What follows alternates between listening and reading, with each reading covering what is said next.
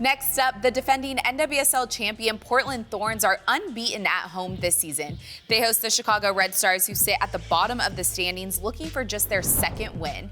Can the Thorns continue their dominance at Providence Park? In the 8th minute, friend of GameOn, Kelly Hubley, opens up the scoring for Portland with this goal. Portland Thorns were coming off of 2 ties and a loss, so making sure they were off to a very good start against Chicago was important, and that's exactly what happened off of a set piece. Chicago's been struggling defensively all season and can't seem to fix the 1v1 marking. Kelly Hubley finds herself free in behind for a good ball, slotted in behind. Portland Thorns put 3 goals in the back of the net in the first 16 minutes. Chicago had 0 response. They couldn't find a shot on goal, and Portland really stepped on their throats. Here's Hina Sagita to Crystal Dunn for Portland's second goal of the night. Portland Thorns are so crafty inside the 18, and Chicago had to be mindful of how good Sagita and technical she is on the ball. Watch as 4 Portland Thorns players find themselves inside the 18. Chicago is not checking their shoulders and seeing who's still open. Sagita is so technical, so classy with the ball. Crystal Dunn just has to make a few step movement to find herself free inside the box. And this Portland Thorns team, they know each other so well that they're able to make these types of movements that result in goals. 2 minutes later, Crystal Dunn finds Olivia Moultrie right out front for the goal.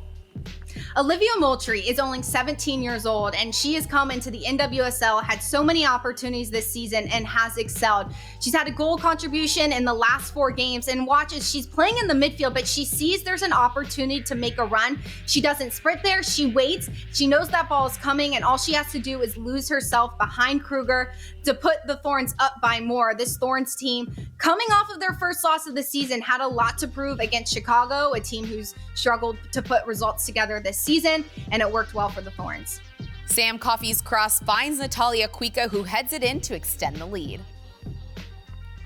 Kuika finding herself by herself far post. Because Chicago was struggling defensively, Kuika could get even higher up the pitch in the wide areas. And Sam Coffey with another great ball inside the box. Kuika loses Kruger again, far post, slides it in with a really good header. And Alyssa Nair, there's nothing she can do about this. This is a really tough position for a back line rather, and Alyssa Nair with that communication is just a few seconds off.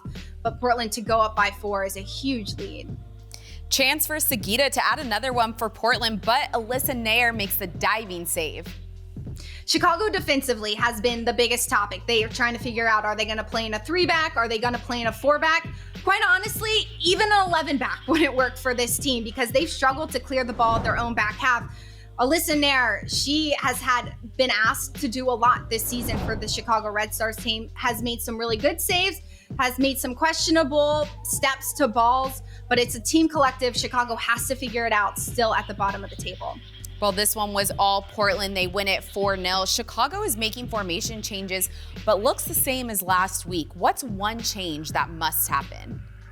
Chicago Red Stars have been between a 3-back and a 4-back all season long, but the biggest thing that they have to change is their communication and paying attention to details. We've seen some of the clearances from Chicago have just not been good enough, and they're not getting opportunities on goal. They're not giving players like Penelope Hawking, who's in her rookie season and doing a really good job of getting what she has, trying to find the back of the net. They're not giving them those chances. So it's about taking care of the details on the back line, communicating, and just settling into the game.